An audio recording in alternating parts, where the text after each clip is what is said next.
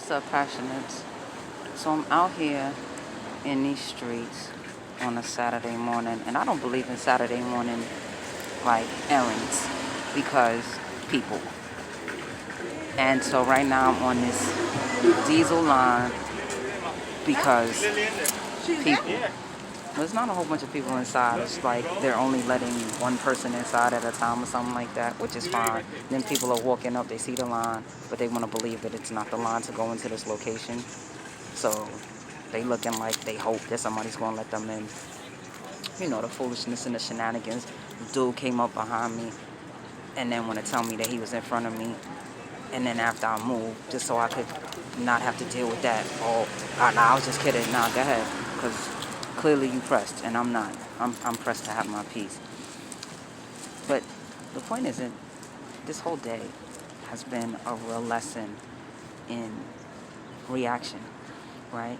In that if the only way for you to maintain your peace or to obtain your peace is to react, have this external, volatile, angry, loud, explosive reaction. You've already identified what the problem is, and the problem isn't any of the external sources, right? I'm in the store, the lady, one of the employees, she got the pump jack full of stuff. She sees me coming. She decides she should prioritize going in front of me. I'm not going to argue with her. I said, can I go down this aisle? Oh, let me just go down after her. Then she blocks the aisle. I ask her to pass me one thing that I needed to get. She tells me I can go around. Now, at that point, I want to snatch her by her ponytail.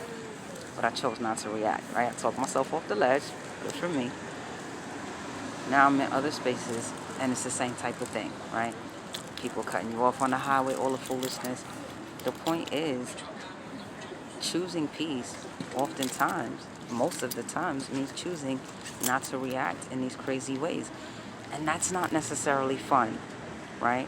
But if the reaction you have now is going to cause you to turn around later and say, I could have handled that better, I should have handled that better, I wish I handled that better, isn't it just easier to handle it better now? I don't want to look back at all the things I could have done differently. I'd rather be intentional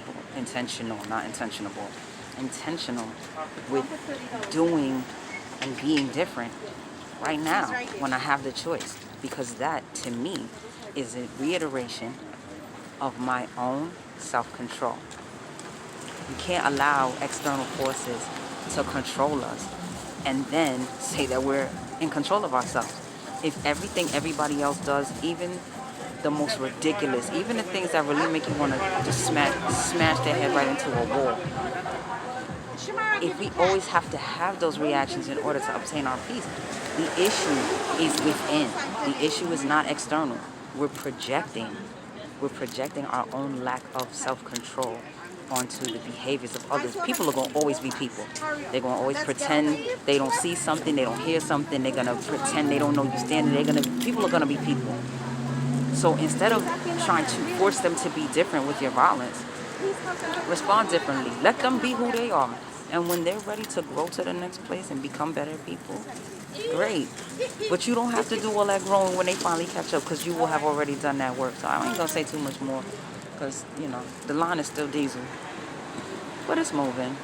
And I'm just choosing peace. And I hope that you do the same. Go for it. Be great. Be at peace. Be empowered and armed with knowledge. In all things, be passionate. And I'm going to talk to you later.